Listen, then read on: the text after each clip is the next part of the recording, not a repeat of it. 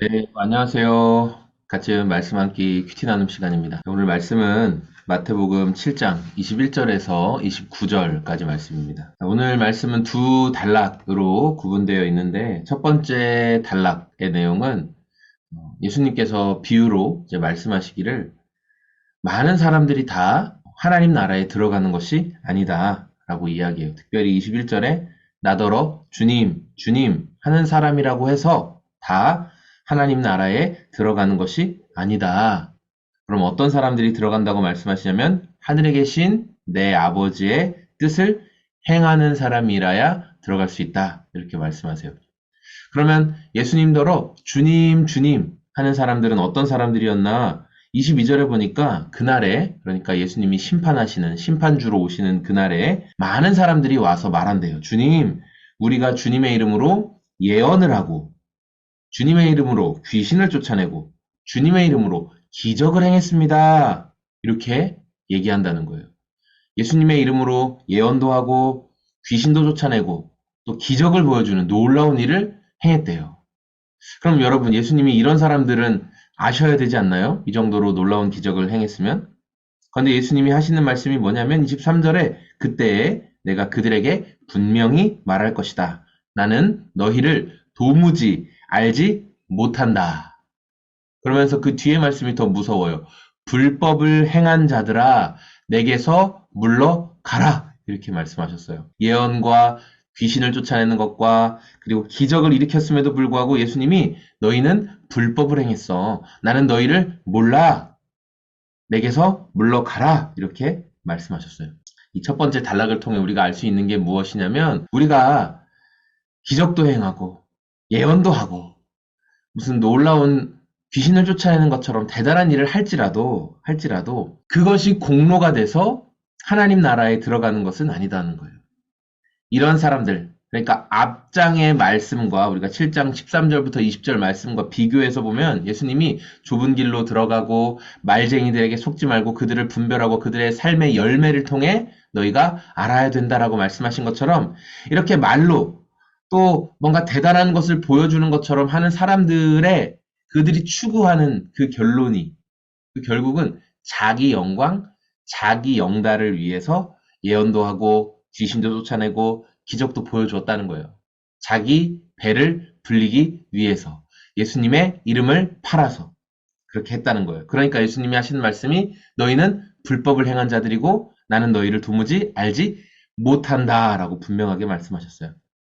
우리가 심판의 날에 그러니까 주님이 심판주로 오시는 그때 내가 행한 여러 가지 공로들이 하나님 앞에 인정받는 것이 아니라 예수님이 나를 아시는가, 모르시는가, 이것으로 결정된다는 사실을 여러분 기억하면서 나는 오늘 예수님이 나를 알고 계시는 그 믿음의 삶을 살고 있는가, 아니면 내 체계, 그러니까 내 스스로의 어떤 영광을 기록하기 위해 살아가는가, 우리가 이런 질문을 해봤으면 좋겠고요.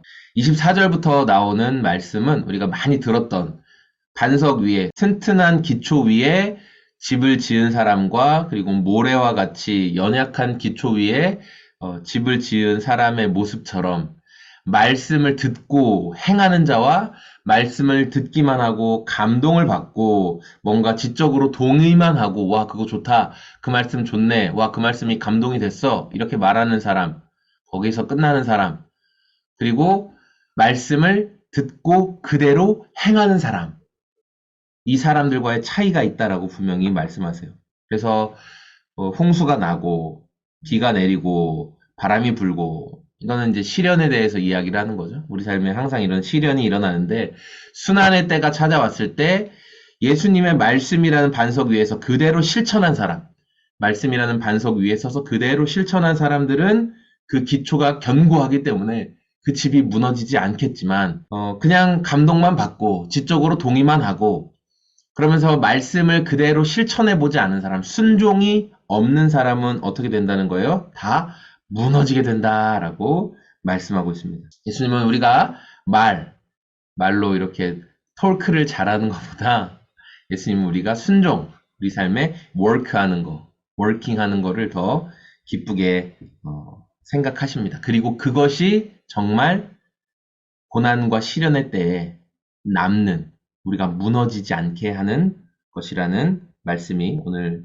메시지 가운데 있습니다. 마지막에 28절, 29절 보니까 예수께서 이 말씀을 마치시니 무리가 그 가르침에 놀랐다. 무리가 놀랐다는 거예요. 듣는 사람들이. 29절, 예수께서는 그들의 율법 학자들과는 달리 권위 있게 가르치셨기 때문이다. 많은 율법 학자들은 과거 자신 조상들의 탈무드나 조상들의 가르침을 입으로 구전되어 내려온 그 가르침을 근거로 사람들을 말씀을 해석해주고 그런 식으로 했을 거예요. 근데 예수님은 어떤 분이세요? 말씀이시잖아요. 오리지널. 예수님은 오리지널이에요. 예수님 자체가 말씀이세요. 그러니까 그분이 다른 어떤 여타 다른 많은 사람들이 만들어 온 구전에 의해서 말씀을 해석해 주실 필요가 없어요. 그분이 하시는 말씀 자체가 그날 오리지널 말씀인 거예요. 그분이 이렇다고 말씀하시면 그 말씀의 진리가 맞닿아 있는 거예요. 하나님의 말씀의 뜻과 항상 맞닿아 있는 거예요.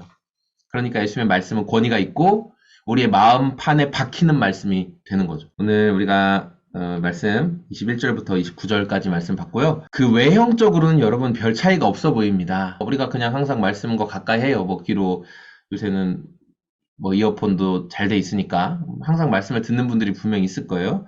외형적으로는 똑같아요. 말씀을 그냥 듣기만 하는 사람과 말씀을 순종하는 사람이 외적으로 볼 땐 똑같이 뭔가 집을 지은 것 같아요.